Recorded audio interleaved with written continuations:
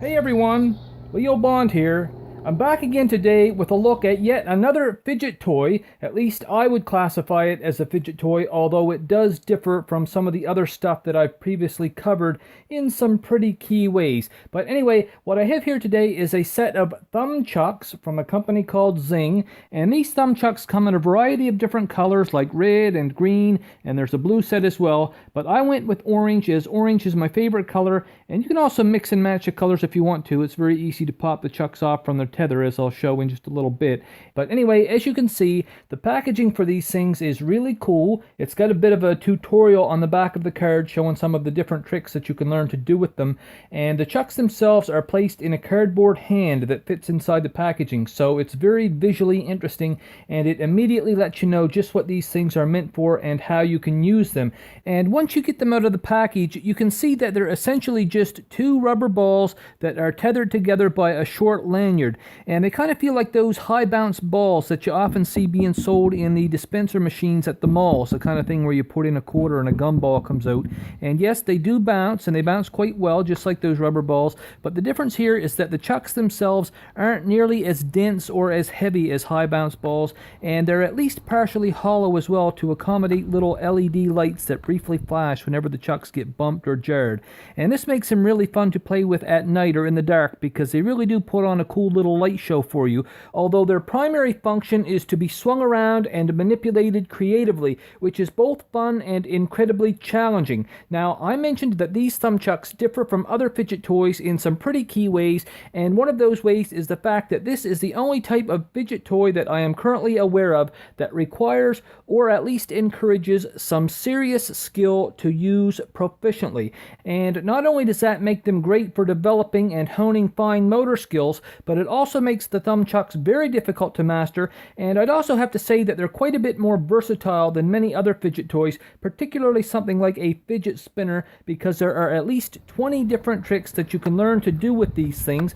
And of course that leads me into the second major difference between thumb chucks and other fidget toys, and that is the fact that they're the only fidget toys that I've come across so far that have their very own app. And of course you can download that app for free from Google Play or the App Store depending on your device, and it actually gives you short video tutorials of the 20 different tricks that I mentioned, and you can learn these tricks. They're grouped into different skill levels that go from beginner through to advanced, and I'll briefly demonstrate a couple of the tricks before the end of the video, but I'll stick to the kind of beginner level ones for now just because I haven't exactly mastered some of the more advanced ones yet.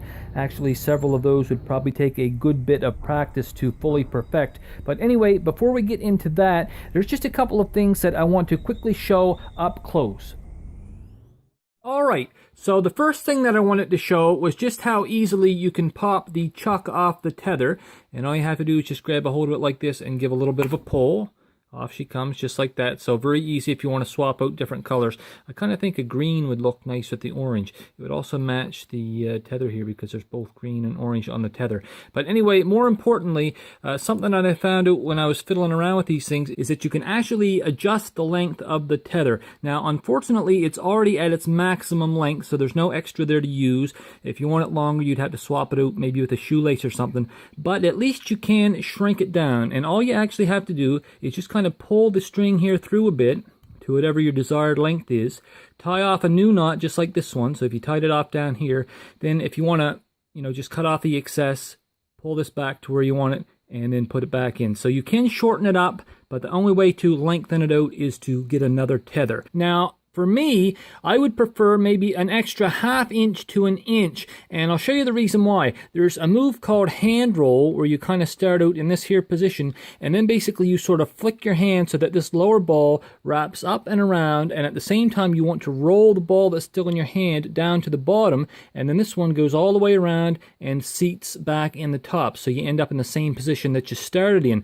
But the problem is that sometimes when you go to do this, the roll, this part here, doesn't quite go as smoothly as it should. Maybe it will slip down or something. And look what happens if the string is in the wrong position. See, you don't reach around. it ends up bumping off the top of your hand. So you need it to be like this in order for the ball to seat properly, and any other position whatsoever, and that's not going to happen. So for me, if the thing was just a little bit longer, I think that the trick would work more often. So I'm able to get it to work sometimes, but trying to do it several times fast is not easy. So now what I'm going to do is just show you a couple of the other basic tricks, and then we'll wrap up the video. Okay, let's just take a quick look at a couple of the beginner level tricks that you can very easily master with the thumbchucks.